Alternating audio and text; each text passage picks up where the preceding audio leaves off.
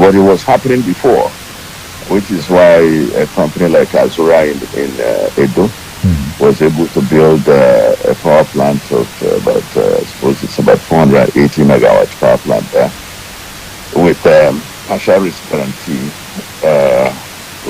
from the World Bank, but backed by the Nigerian guarantee itself. So it's a back-to-back guarantee of sorts.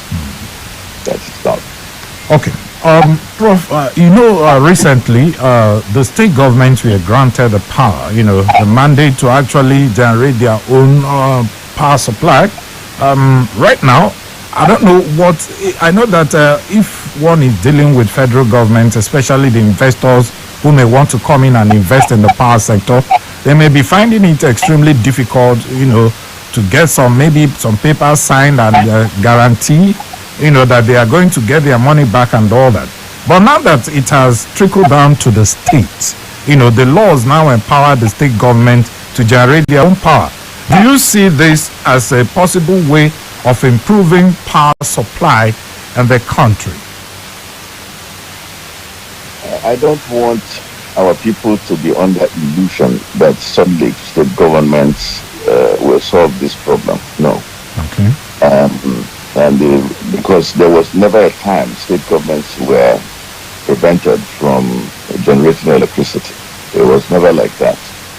State governments were always allowed right from the time of the establishment of NERC, the Nigeria Electricity Regulatory Commission. State governments could be licensed to build and generate electricity and supply to their people or to the national grid. For example, you know that Rivers State built some power plants. Akwa Ibom built some power plants, and they were able to build these power plants because they had the money to build it. Like I said, a power plant is very expensive to build.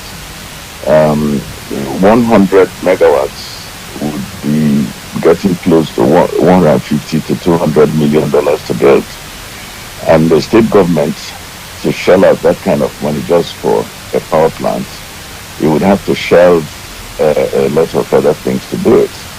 So it was those two states that had the kind of resources to build power plants. Others can't really do it. It's very difficult to do, but they can partner with companies.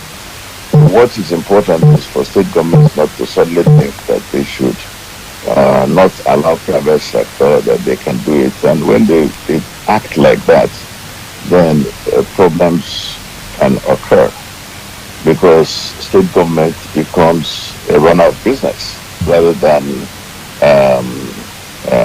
an enabler of business. State governments are supposed to enable businesses to thrive, so that the people that they govern will benefit. So when you look at that, what can the new law do for the country?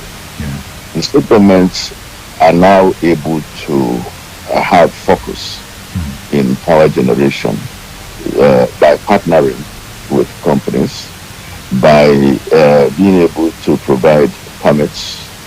They could provide permits before, but they can do that even better now. They are able to regulate,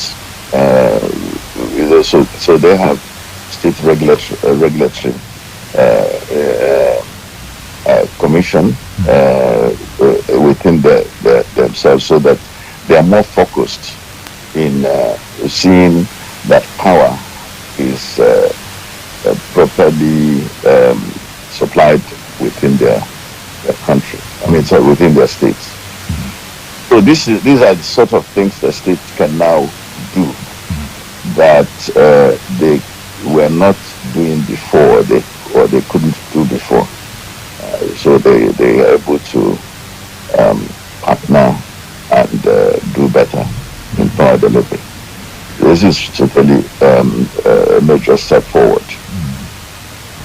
Okay, Prof, now that they can partner, I mean, state government coming down to the southeast, we are also having our own share of inadequate power supply. I know that there are some power stations, especially I think we have one at Egbema power station and Aloji. These two power stations or power plants, do you think they have the capacity, to turn around the power issues we are having in the southeast, or do we need to build more? Well, the mistake we have is thinking that because a power plant is within your environment, that it belongs to you, or that you can use the power there. It's not true at all. Okay. Let me even use an example of Egbin power plant that is in Lagos. This Egbin power plant is owned by Sahara Energy. It's a private company. Sahara happens to own also Eco Disco, but they cannot channel the Egbin power into Eco Disco. Sorry, not Eco Disco, but Ikeja Disco. Okay. They own Ikeja Disco, but they cannot channel their power into Ikeja Disco because Egbin is a national grid power plant. It's the largest power plant in Nigeria, and yet they can't